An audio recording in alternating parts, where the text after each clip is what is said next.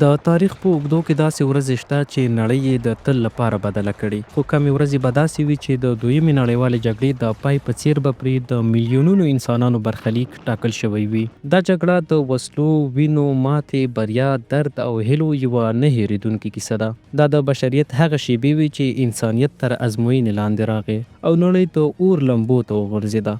خو پوښتنه دا ده چې دا جګړه څنګه پای ته ورسېده او نړۍ یې څنګه بدله کړه. د احساس ټي وي درنو لیدونکو سلامونه، ستړي مشئ او وخت مو بخیر. د دوهمې نړیوالې جګړې په وروستۍ او پاتې برخه کې درته هرکلی او ښه راغلاست وایم. په نن ویډیو کې به په دې باندې بحث وکړو چې دویمه نړیواله جګړه څنګه پای ته ورسېده او نړۍ یې څنګه بدله کړه. خو مخکې له دې چې ویډیو شروع کړم، که تاسې تر اوسه زموږ د یوټیوب چینل نوي سبسکرایب کړی نو هیله ده چې همدا شیبه یې سبسکرایب کړئ، ویډیو لایک کړئ او همدارنګه له نورو ملګرو سره یې هم شریکه کړئ. د شپې چوپتیا وه خو د نړۍ په زړه کې د اور لمبې بلې وې. تاریخ د دویمې نړیوالې جګړې په وروستیو شیبو کې خپله ساه نیولې وه. یو خوا نازي جرمني له ستړیا او ماتې سره مخ و، بل خوا جاپان د نابودۍ تر پولې رسېدلی و. د جګړې تر شا نه یوازې وسلې وې بلکې د میلیونونو انسانانو وینې، اوښکې او بې سرنوشته ژوندون هم و. په اروپا کې د 1945 میلادي کال پسرلي د جګړې وروستۍ نغارې غږولې. برلین د اور لمبو نیولی و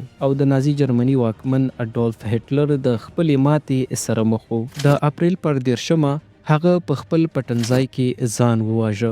د 1945 کال د مۍ د میاشتې په 8 جرمني رسمي تسلیمي اعلان کړه او اروپا د جګړې له اوږدې تیاري څخه د امید رڼا ته راووتله. خو اسیا لا هم د وینې بهېدنې ډګر و. جاپان تسلیمۍ ته نه چمتو کېده ترڅو چې د اګست په 8 او 9 د امریکا لخوا د هیروشیما او ناګاساکي پر ښارونو اټومي بمونه وغورځول شول. Altitude for optimal drop trajectory. Over.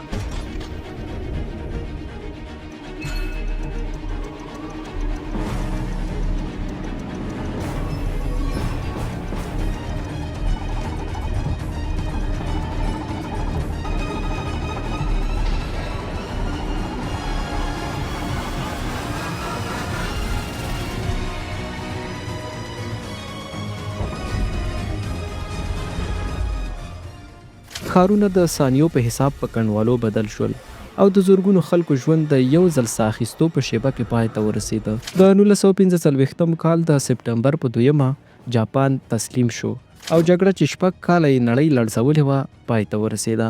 دا یوازې یوه جګړه نه وه بلکې د نړۍ بڼه یې بدله کړه.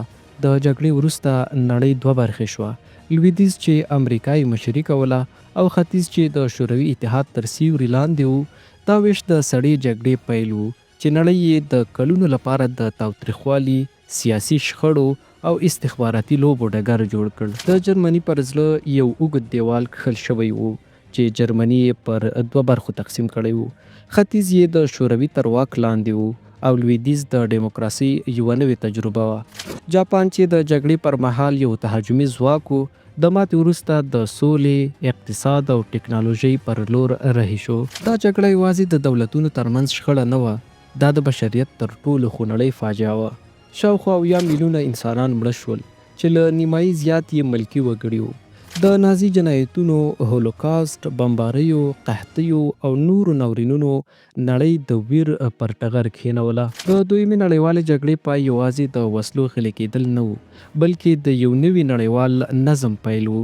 د ملګرو ملتونو بنسټ کېښودل شو ترڅو د راتلونکو جګړو مخه ونیسي.